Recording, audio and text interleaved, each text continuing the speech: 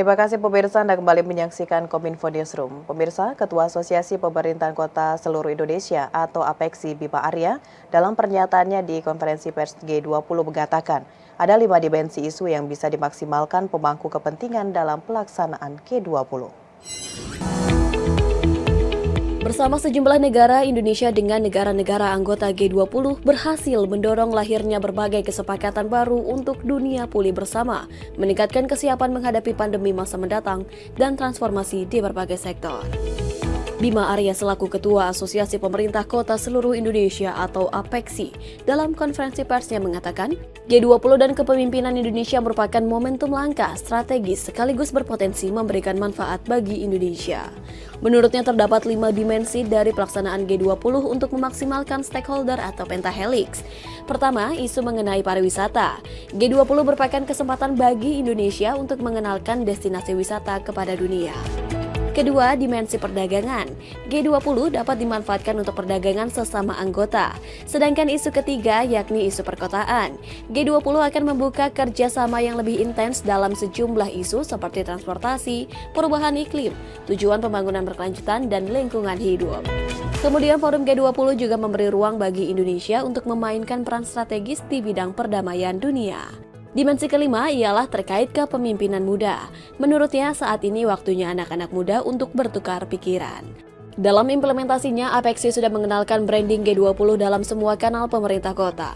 Menurut Ketua APEKSI Bima, pihaknya sudah membuat pemeringkatan capaian kota-kota terkait tujuan pembangunan berkelanjutan. Dan APEKSI berusaha memainkan peran itu, menjadi jembatan untuk menurunkan itu. Isu apa saja yang saat ini menjadi fokus dari pemerintah Indonesia, kemudian teman-teman wali kota, teman-teman bupati bisa mengartikulasikan itu di wilayah masing-masing dengan spirit yang sama. Jadi keywordnya, kata kuncinya adalah harus ada liaison, harus ada orang-orang yang menjembatani, memberikan update gitu ya, isu-isu di tingkat G20 untuk diturunkan ke kegiatan-kegiatan di perkotaan. Pemirsa, kita ke informasi selanjutnya. Menteri Pariwisata dan Ekonomi Kreatif mengatakan target kunjungan wisatawan mancanegara ke Indonesia telah mencapai target 1,8 juta orang pada September lalu. Kunjungan Wisman tidak lepas dari upaya pemerintah yang gencar melakukan promosi, penerapan CHSE dan kualitas wisata demi pemulihan ekonomi masyarakat di sektor pariwisata.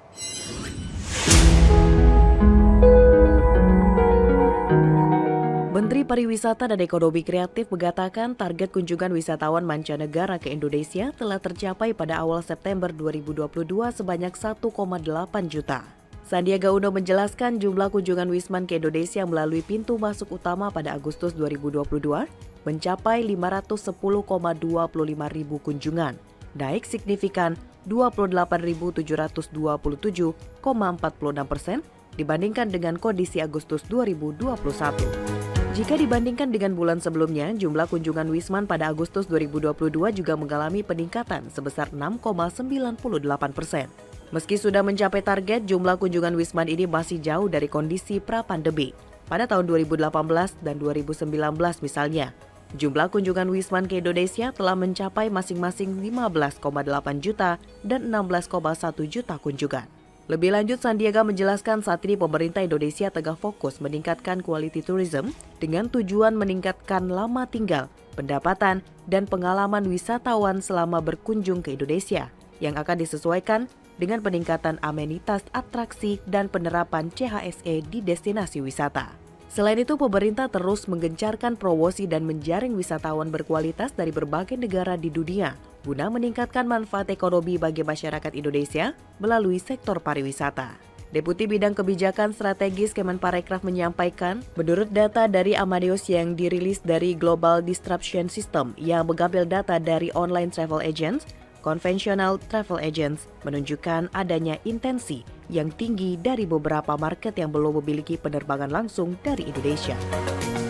Ini berita baik dan jumlah kunjungan Wisman Agustus 2022 juga terus bertumbuh 7%, dan saya ingin menyampaikan bahwa target kunjungan wisatawan 1,8 juta sudah tercapai di bulan September awal dan kita masih memiliki 3 bulan agar kita bisa mencapai ambang batas tengah dan atas dari target kunjungan wisatawan mancanegara 1,8 sampai 3,6 juta. Dan juga ini adalah kenaikan 2028% lebih dengan top wisatawan mancanegara Australia, Singapura, Malaysia, India, dan Amerika Serikat. Yeay!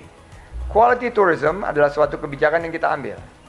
Caranya adalah memperpanjang lama mereka berkunjung dan meningkatkan spending. Presiden Joko Widodo usai bertemu dan berdiskusi dengan Presiden FIFA Gianni Infantino sepakat membahas masa depan sepak bola pasca tragedi Kanjuruhan.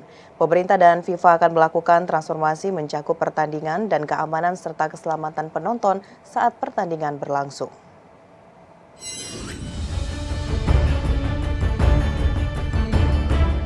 Presiden Republik Indonesia Joko Widodo bertemu dengan Presiden FIFA Gianni Infantino untuk membahas mengenai sepak bola Indonesia pasca tragedi Kanjuruhan Malang 1 Oktober lalu. Presiden Joko Widodo pada pertemuan tersebut menyampaikan bahwa pemerintah bersama dengan FIFA telah menyepakati transformasi sepak bola Indonesia secara menyeluruh, mencakup aspek pertandingan, keamanan, serta memastikan keselamatan penonton dan pemain saat bertanding sepak bola berlangsung. Lebih lanjut, Presiden juga mengajak para pemangku kepentingan pesepak bolaan Indonesia untuk bersama-sama melakukan perbaikan agar sepak bola Indonesia menjadi kebanggaan nasional dan tampak lebih baik lagi di masa yang akan datang, terutama saat pertandingan Piala Dunia Under-20 FIFA di Indonesia pada tahun 2023. Bersepakat untuk melakukan transformasi sepak bola Indonesia secara menyeluruh, memastikan semua aspek pertandingan berjalan sesuai dengan standar keamanan yang ditetapkan oleh FIFA. Baik pemain maupun penonton harus terjamin keamanan dan keselamatannya. Untuk itu kita sepakat mengkaji kembali kelayakan stadion dan juga menerapkan teknologi untuk membantu mitigasi aneka potensi yang membahayakan penonton maupun pemain. Pemerintah bersama FIFA juga bersepakat untuk memastikan pertandingan Piala Dunia U20 FIFA di Indonesia dapat berjalan dengan baik. Semua segi persiapan sampai dengan pelaksanaannya harus dipastikan berjalan sesuai dengan standar FIFA dan ditangani secara baik, secara profesional. Kami juga secara bersama-sama mengkaji ulang para pemangku kepentingan persepak bolaan Indonesia. Pemerintah bersama dengan FIFA ingin memastikan proses transformasi sepak bola Indonesia berjalan sesuai dengan standar yang ditetapkan. Pada kesempatan yang sama, Presiden FIFA Gianni Infantino menyampaikan pada pertemuan tersebut akan menyoroti Indonesia bukan sebagai negara yang mengalami kecelakaan di stadion sepak bola, tetapi melainkan sebagai negara yang memiliki populasi anak muda yang senang terhadap sepak bola, terutama Indonesia akan menjadi tuan rumah Piala Dunia Under-20 FIFA pada tahun depan. The image of what Indonesia is to the world, and the image what Indonesia is to the world is not a country which has accidents in football stadiums. It is a country which has a vision, which is projected into the future, which has a young population that loves football, which wants to celebrate and bring football to the world. Because football means, of course, joy and happiness. And the World Cup that we organize next year together will be a unique occasion to promote Indonesia for the future. And starting from there, starting actually from now until then and from the World Cup into the future, we will make sure that Indonesia is not only hosting a meeting like the G20, being part of the top countries in the world from an economic point of view, but also from a football point of view. The epicenter of football in this part of the world will be definitely here in Indonesia, and from here we'll make the game grow to the entire world. Satuan Kerja Khusus Pelaksana Kegiatan Usaha Hulu Minyak dan Gas Bumi melaporkan kinerja Hulu Migas di kuartal 3 2022 hingga triwulan ketiga tahun 2022.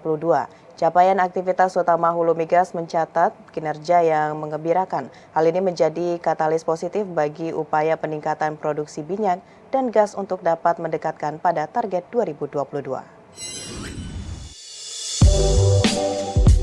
Dalam konferensi pers yang bertema memaparkan momentum kenaikan harga migas dengan meningkatkan aktivitas dan investasi, Satuan Kerja Khusus Pelaksana Kegiatan Usaha Hulu Minyak dan Gas Bumi melaporkan kinerja hulu migas di kuartal 3 2022. Satuan Kerja Khusus Pelaksana Kegiatan Usaha Hulu Minyak dan Gas Bumi terus mendorong kontraktor kontrak kerjasama untuk meningkatkan investasi dan program kerja yang lebih masif dan agresif. Hingga triwulan ketiga tahun 2022, capaian aktivitas utama hulu migas mencatatkan kinerja yang menggembirakan. Untuk kegiatan pengeboran sumur eksplorasi sudah mencapai 21 sumur atau menyamai capaian triwulan yang sama tahun lalu. Hal ini menjadi katalis positif bagi upaya peningkatan produksi minyak dan gas untuk dapat mendekatkan pada target 2022. Selain itu, tingginya aktivitas utama hulu migas akan berdampak positif bagi upaya menjaga entry level produksi minyak dan gas yang lebih optimal memasuki awal tahun 2023. Kemudian investasi realisasi sampai dengan September 7,7 billion US dollar dan itu adalah 60% dari target kami adalah 13,2 billion US dollar. Jadi kalau nanti target ini bisa tercapai, maka ada kenaikan sekitar 30% untuk investasi di Indonesia. Persatuan Radio, TV, dan Publik Daerah seluruh Indonesia menggelar Musyawarah Kerja Nasional keempat dan penganugerahan Indonesia.id Award ketiga. Munas yang mengangkat tema Radio Kekinian Inovasi untuk Ketahanan Informasi bertujuan mendorong daerah dalam pengembangan potensi lembaga siaran daerah.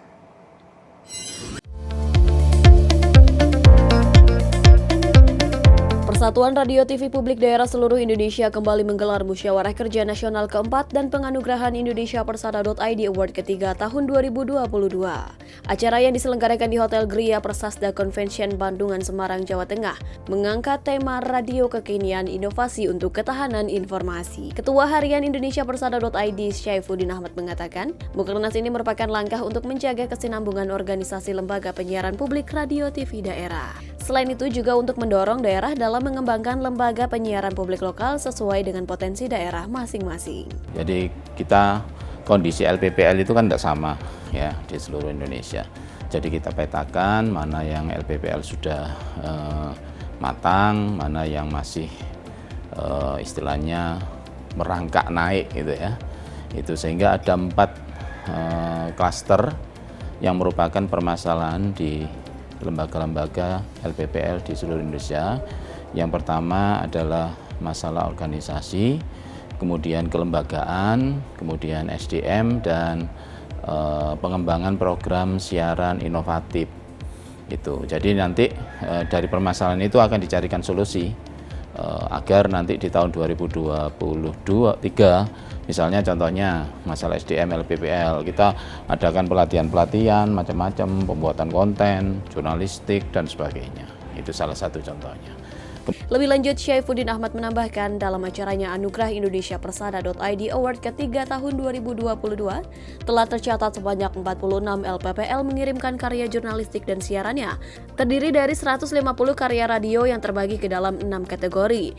Ke-6 kategori dimaksud yakni reportase Berita Indonesia Live, presenter Berita Indonesia Live, host Berita Indonesia Live, radio inovatif, radio ramah anak, dan radio peduli bencana. Nantinya juri akan memilih 5 nominator dari masing-masing kategori dikerucutkan menjadi 3 terbaik yang akan menerima Indonesia Persada Award 3 ini. Kita selesaikan permasalahan-permasalahan yang ada di LPPL, sehingga LPPL sebagai garda terdepan ketahanan informasi di Indonesia bisa optimal disandang oleh LPPL. Karena di daerah-daerah itu harapannya LPPL ini juga mempunyai daya saing dibanding dengan radio penyiaran yang lain, karena di era zaman sekarang radio daerah itu kan harus mengembangkan kreativitas inovasinya sehingga menjadi radio kekinian. Di kesempatan yang sama, Nur Sodik Gunarjo selaku Direktur Pengelolaan Media Kemenkominfo turut mengapresiasi terselenggarakannya Mukernas keempat dan Indonesia Persada.id Award ketiga tahun 2022. Dalam keterangannya, ia berpesan agar insan LPPL terus berkarya dan berinovasi sehingga siarannya ditunggu, dicintai, dan dinikmati pendengar atau penontonnya. Ya, saya kira Mukernas dan penganugerahan Persada ID ini saya kira sangat baik ya. Artinya pertama kita di era perkembangan teknologi informasi yang demikian cepat ini, saya kira kita memerlukan harus responsif terhadap kondisi-kondisi penyiaran, khususnya radio dan televisi yang saat ini berkembang juga harus mengikuti tren di media-media digital. Ini tentu saja yang menurut saya akan mendorong kawan-kawan penyiaran ini untuk melakukan atau memproduksi siaran program yang baik seperti itu. Karena apa? Apresiasi terhadap konten baik itu secara kuantiti maupun quality itu saya kira akan membuat kawan-kawan ini menjadi memproduksi konten yang lebih baik lagi dan lebih baik lagi.